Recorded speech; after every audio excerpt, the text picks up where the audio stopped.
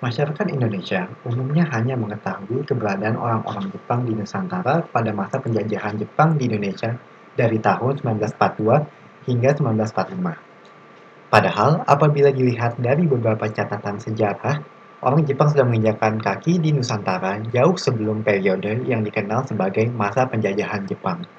Seperti pada tahun 1920-an, terdapat imigran Jepang yang membuka toko kelontong di berbagai penjuru Jawa, atau kedatangan wanita pelacur dari Jepang yang disebut Karayuki-san pada akhir abad ke-19 hingga awal abad ke-20. Keberadaan orang Jepang di Nusantara sebelum diberlakukannya penutupan negara Jepang pada awal abad ke-17 pun tidak banyak diketahui. Keberadaan tentara bayaran Jepang di Nusantara tidak lepas dari ambisi Belanda untuk menguasai rempah-rempah di Hindia Timur.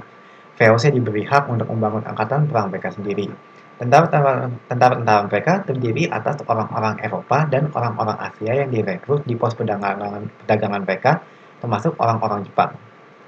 Alasan mengapa VOC merekrut orang Jepang sudah diteliti secara mendalam.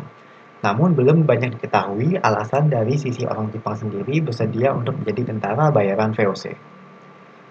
Dari dari pendahuluan tersebut, masalah yang dimunculkan adalah kelompok masyarakat Jepang mana yang menjadi tentara bayaran VOC antara tahun 1609 hingga 1623.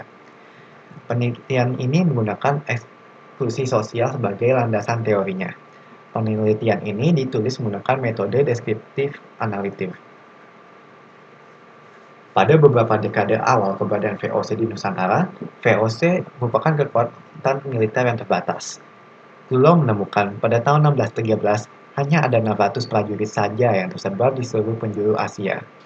Dewan VOC juga mengeluhkan banyaknya prajurit-prajurit yang dikirim dari Belanda tidak kompeten dan tidak berpengalaman.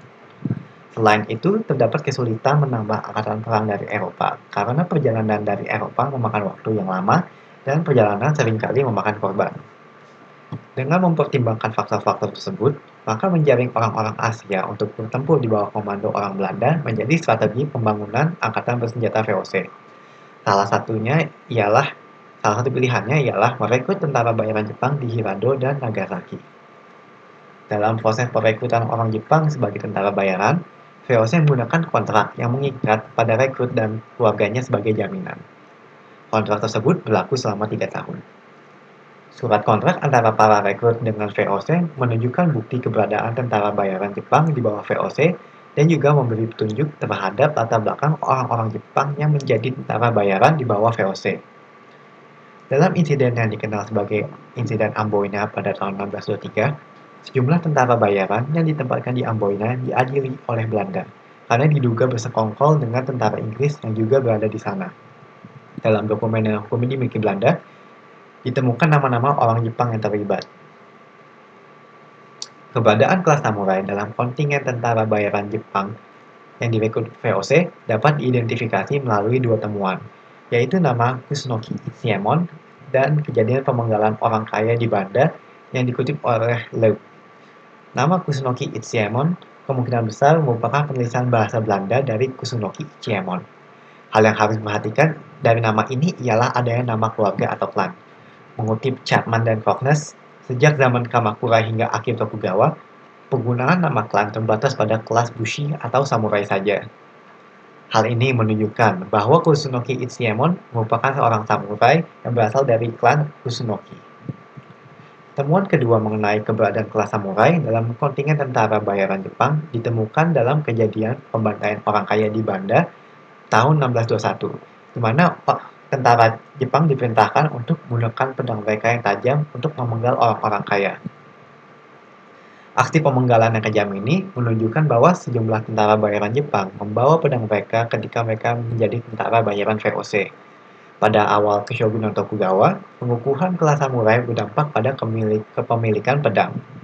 Kebijakan Katanagari menarik kepemilikan pedang dari masyarakat kelas bawah, sehingga hanya kelas tertentu saja yang boleh memiliki pedang. Bergabungnya para samurai ke dalam kontingen tentara bayaran VOC secara tidak langsung menunjukkan status mereka sebagai samurai tanpa tuan atau ronin.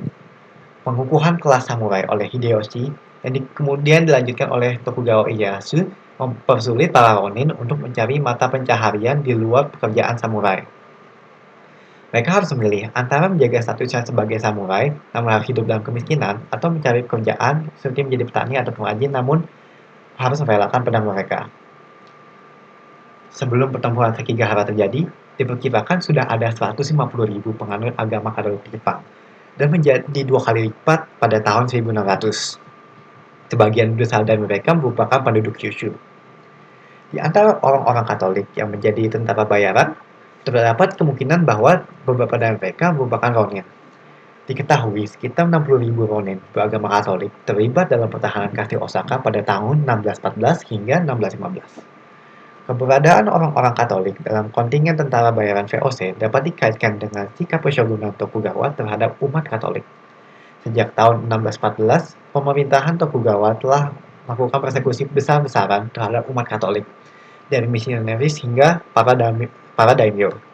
Salah satu cara untuk menghindari persekusi ini ialah dengan meninggalkan Jepang, dan menjadi bawahan VOC membuka jalan untuk keluar dari Jepang.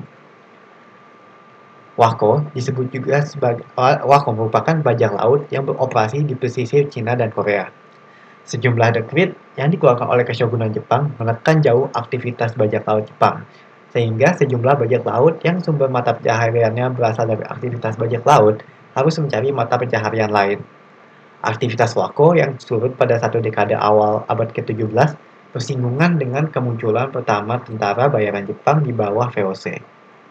Dalam penelitian Clulo, disebutkan bahwa sejumlah tentara bayaran Jepang yang dibawa oleh kapal Fortune diangkat menjadi kru kapal tersebut dan memiliki tugas yang spesifik, sehingga ada ekspektasi bahwa sejumlah orang Jepang yang direkrut memiliki pengalaman berlayar. Oleh sebab itu, Clulo berpendapat bahwa sebagian dari mereka merupakan mantan bajak laut alias Wako. Pada periode awal Keshogunan Tokugawa, terjadi urbanisasi besar-besaran yang didorong oleh peraturan pemerintah yang mendesak samurai untuk meninggalkan desa dan menetap di kota atau kota kastil, menyebabkan urbanisasi besar-besaran dan menarik sejumlah kelompok masyarakat untuk datang ke kota. Kedatangan penduduk-penduduk baru ini menyebabkan pertumbuhan pesat, yang kemudian menarik orang-orang yang tidak memiliki keterampilan untuk mengadu nasib. Salah satu pejabat di pos perdagangan milik Inggris mengatakan Hirado dipenuhi oleh orang-orang putus asa dan suka berperang, siap berpetualang dengan imbalan besar. Dari nama-nama tentara bayaran terlibat dalam insiden Amboina ditemukan sejumlah orang yang berasal dari daerah luar Hirado dan Nagasaki, seperti Chikugo, Hizen, dan Karatsu, menandakan adanya pergerakan dari daerah menuju kota.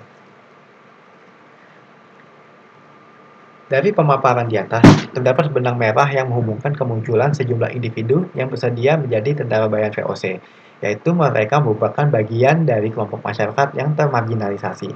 Kelompok-kelompok masyarakat tersebut kemudian merupakan korban dari kebijakan-kebijakan yang diberlakukan Keshogunan Tokugawa dalam usahanya melakukan konsolidasi terhadap daerah kekuasaannya serta antisipasi terhadap pemberontakan. Selain Tokugawa secara langsung maupun tidak langsung telah menutup akses bagi kelompok-kelompok masyarakat tersebut untuk mendapatkan kehidupan ekonomi yang layak. Bagi kelompok-kelompok masyarakat yang menjadi korban eksklusi sosial ini, sudah barang tentu menjadi tentara bayar VOC dapat membawa mereka keluar dari keputusasaan.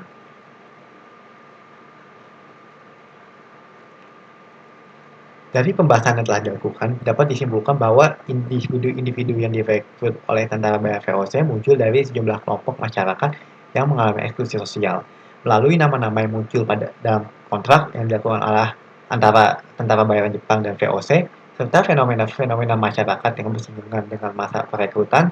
Kelompok-kelompok masyarakat ini berhasil diidentifikasi. Di antara kelompok-kelompok masyarakat yang berhasil diidentifikasi ialah samurai, orang-orang Katolik Jepang, bajak laut atau wako, serta orang-orang buangan. Status mereka sebagai orang-orang termarginalisasi disebabkan oleh perubahan sosial dan ekonomi yang terjadi akibat kebijakan-kebijakan yang dikeluarkan Keshogunan Tokugawa. Karena tidak mendapatkan tempat dalam masyarakat Jepang, individu-individu ini memilih untuk mencari kehidupan baru di bawah VOC.